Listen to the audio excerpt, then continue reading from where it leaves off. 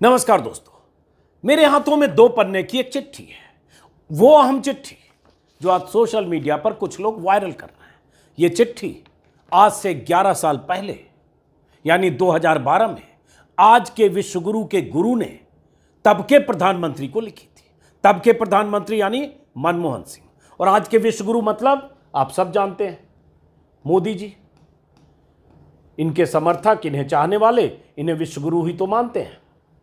और मोदी जी के गुरु कौन, जिन्होंने ये चिट्ठी लिखी थी आज से 11 साल पहले, और आज इस चिट्ठी की चर्चा क्यों जरूरी है आगे पता चलेगा। मोदी जी के गुरु आडवाणी जी, इन्हें भी सब लोग जानते हैं। आडवाणी जी ही वो शख्स थे जिन्होंने नरेंद्र मोदी को मुख्यमंत्री के तौर पर स्थापित किया, बनाए रखा। वाजपेयी से बैर मोल लेकर भी मुख्यमंत्री की कुर्सी गुजरात दंगों के बाद भी नहीं जाने दी। और दुनिया जानती है, नरेंद्र मोदी अगर बने, राजनीति में स्थापित हुए, मुकाम हासिल किया गुजरात की मुख्यमंत्री की कुर्सी पर बैठकर, तो उसमें मेहरबानी गुरु की थी। गुरु न होते तो 2002 के दंगों के बाद वाजपेयी जी मोदी जी को रुखसत कर चुके होते, तब आज पता नहीं कहां होते। लेकिन मोदी जी के गुरु ने 11 साल पहले जो चिट्ठी लिखी थी तब के प्रधानमंत्री मनमोहन सिंह को, उसकी चर्चा आज क्यों जरूरी है? जरूरी है, इस चिट्ठी में वो बात लिखी गई है जो आज आपको जानना जरूरी है, जो कल से लगातार लोग जिक्र कर रहे हैं। क्या है इस चिट्ठी में? यह चिट्ठी आडवाणी जी ने मनमोहन सिंह को लिखी थी। स्क्रीन पर आप देख पा रहे हैं, यहां लिखा हुआ है डियर। यह चिट्ठी है Advani ji, chairman BJP parliamentary party की तरफ से। तारीख यहां लिखी है स्क्रीन पर, 2 जून 2012। बड़ा कर देता हूं दोनों को स्क्रीन पर, 2 जून 2012 को। क्या है इस चिट्ठी में, क्यों जिक्र कर रहा हूं, जरा सोचिएगा। चिट्ठी में आडवाणी जी ने लिखा था कि चुनाव आयुक्तों की नियुक्ति कैसे होनी चाहिए, चुनाव आयुक्तों की नियुक्ति की प्रक्रिया क्या होनी चाहिए, लिखी थी तब के प्रधानमंत्री को, मनमोहन सिंह को। और आज मोदी जी ने चुनाव आयुक्तों की नियुक्ति की प्रक्रिया के लिए क्या किया है? सुप्रीम कोर्ट ने जो कहा था कि चुनाव आयुक्तों की नियुक्ति के लिए 3 सदस्यों का एक पैनल होना चाहिए, जिसमें प्रधानमंत्री, नेता विपक्ष और चीफ जस्टिस ऑफ इंडिया होना चाहिए। प्रधानमंत्री को यह बात खटक गई। 5 महीने बाद सुप्रीम कोर्ट के फैसले के बाद प्रधानमंत्री मोदी की सरकार एक बिल लाकर सुप्रीम कोर्ट के इस फैसले को उलटने की तैयारी कर चुकी है। उसका मकसद है कि किसी ढंग से सीजेआई को, चीफ जस्टिस ऑफ इंडिया को, उस पैनल से बाहर करो और उसके बाद 3 सदस्यों के एक पैनल में खुद रहो और अपनी तरफ से नॉमिनेटेड एक मंत्री को रखो। चाहे अनुराग ठाकुर हो सकते हैं, चाहे मीनाक्षी लेखी, चाहे स्मृति ईरानी, कोई भी यस-मैन। मोदी जी ने नाम कहा, यह चुनाव आयुक्त हमें चाहिए, दे ठप्पा। मंत्री ने सोचा, ठप्पा। प्रधानमंत्री ने बोला, ठप्पा। नेता विपक्ष तीसरा अगर है भी तो 2-1 से फैसला हो जाएगा। यह कानून लाने की तैयारी हो चुकी है, राज्यसभा में बिल पेश हो चुका है। मैं चर्चा कल के वीडियो में, आज सुबह के वीडियो में कर चुका हूं। लेकिन उस चर्चा में ये 2 पेज की चिट्ठी कहां से आई? जी हां, आई, क्योंकि मोदी जी के गुरु जी ने, आडवाणी जी ने जो चिट्ठी लिखी थी मनमोहन सिंह को, उस चिट्ठी में उन्होंने लिखा था यही जिक्र करते हुए कि चुनाव आयुक्तों की नियुक्ति में कैसे पारदर्शिता होनी चाहिए।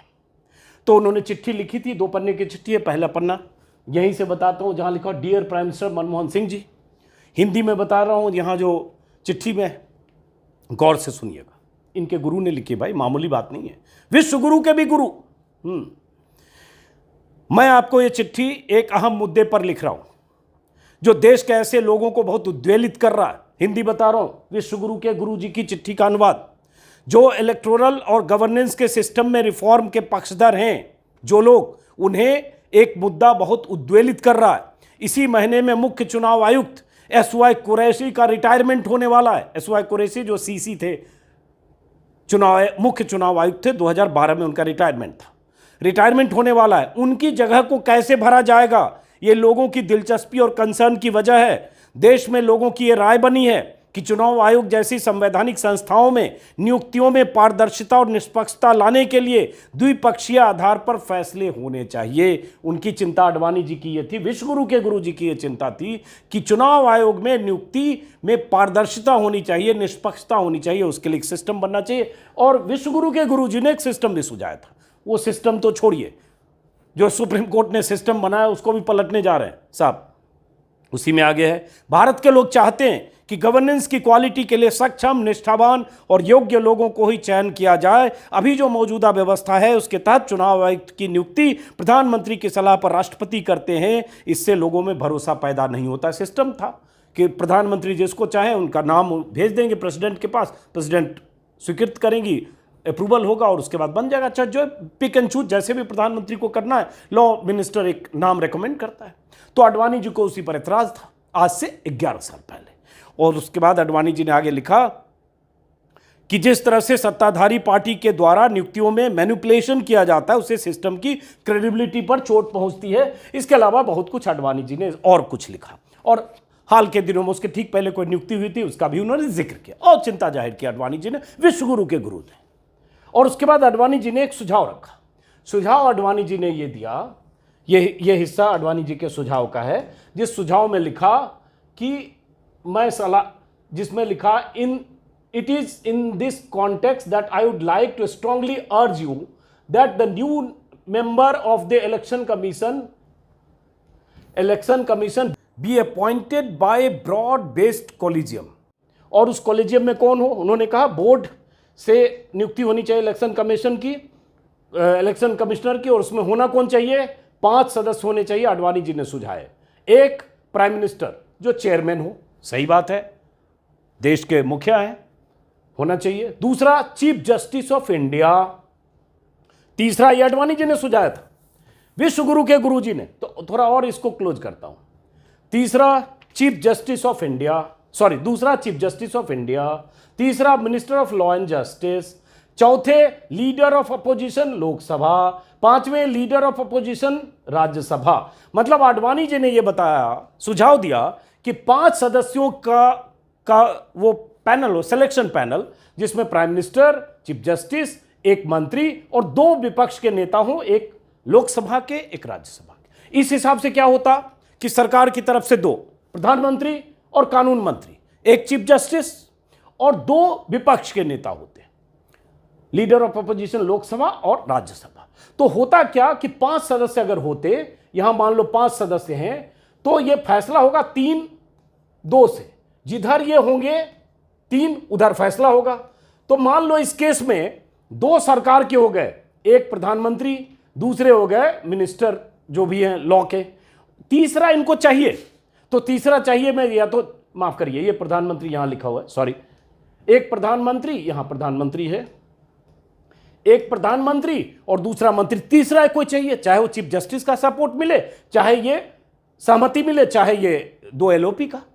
तो यहां ये होता कि एक निष्पक्षता की गुंजाइश होती, क्योंकि आपको भरोसे में लेना पड़ता। ऐसा नहीं कि जिसको मर्जी हुआ प्राइम मिनिस्टर ने अपॉइंट कर लिया, आपके पास नाम आता आईएएस अधिकारियों का, नाम में से ये पैनल बैठता और पैनल तय करता। यह आडवाणी जी का सुझाव था। सरकार तब भी नहीं मानना था, क्योंकि विपक्ष में कोई भी पार्टी होती है वो सुझाव देती है, सरकार नहीं मानती है, तब भी सरकार ने नहीं माना। हालांकि मनमोहन सिंह के हवाले से कुछ कंसर्न जताया गया था, ऐसी कुछ खबरें मैं पुरानी तारीखों की मैं देख रहा था, उसमें जयराम रमेश और लोग ट्वीट कर रहे थे कि हाँ वो भी चाहते थे कि कुछ इसकी व्यवस्था में बदलाव हो, मनमोहन सिंह चाहते थे, लेकिन खैर ये हुआ नहीं। जो आडवाणी जी का सुझाव है वो सुझाव रह गया, लेकिन कम से कम एक सुझाव था उसी बीजेपी के, मतलब विश्वगुरु के गुरु का, जो दरअसल बीजेपी के संस्थापकों में से एक रहे।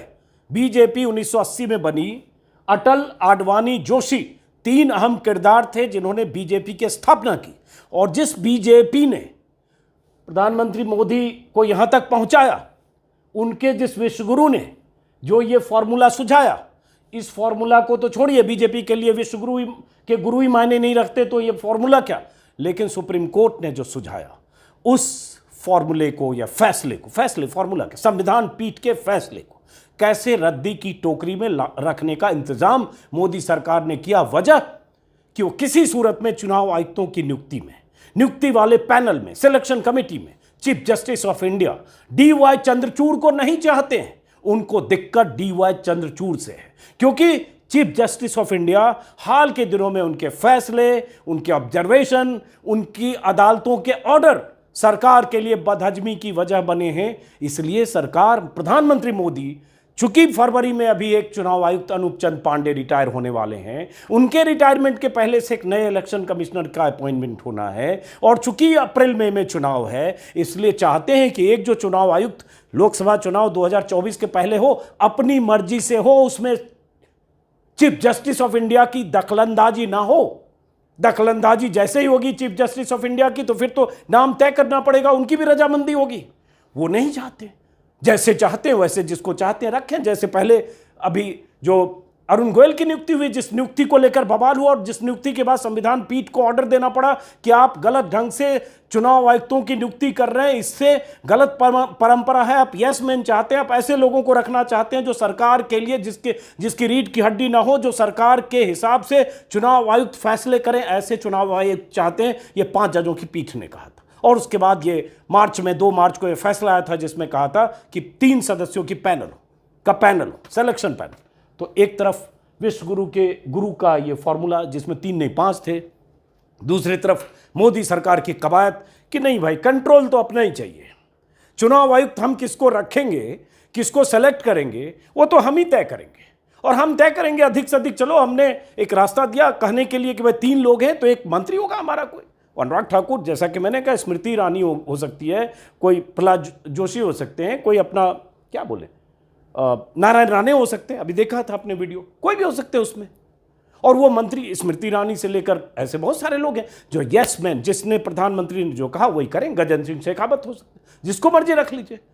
तो ये प्रधानमंत्री की तैयारी है, और सिर्फ इसलिए क्योंकि चुनाव है, उसके पहले मन माफिक का एक चुनाव आयुक्त चाहिए। बहरहाल, तो बाकी इस पर मैंने विस्तार से कल भी वीडियो किया था, उस वीडियो का एक हिस्सा इसी वीडियो के साथ अटैच कर रहा हूं, ताकि उसमें थोड़े विस्तार से देखें कि संविधान पीठ ने तब क्यों कहा था, क्यों संविधान पीठ ने मार्च में यह फैसला दिया कि आप चुनाव आयुक्तों की नियुक्ति के लिए एक पैनल बनाइए, आप मन माफिक अपनी मर्जी से किसी को भी ऐसे चुनाव आयुक्त नहीं बना सकते। विस्तार से उस वीडियो में देखिए और समझिए कि प्रधानमंत्री मोदी को कैसा चुनाव आयुक्त चाहिए, और क्यों चीफ जस्टिस ऑफ इंडिया का दखल नहीं चाहिए, चंद्रचूड़ की दखलंदाजी नहीं चाहिए प्रधानमंत्री मोदी को। समझिए आगे वीडियो।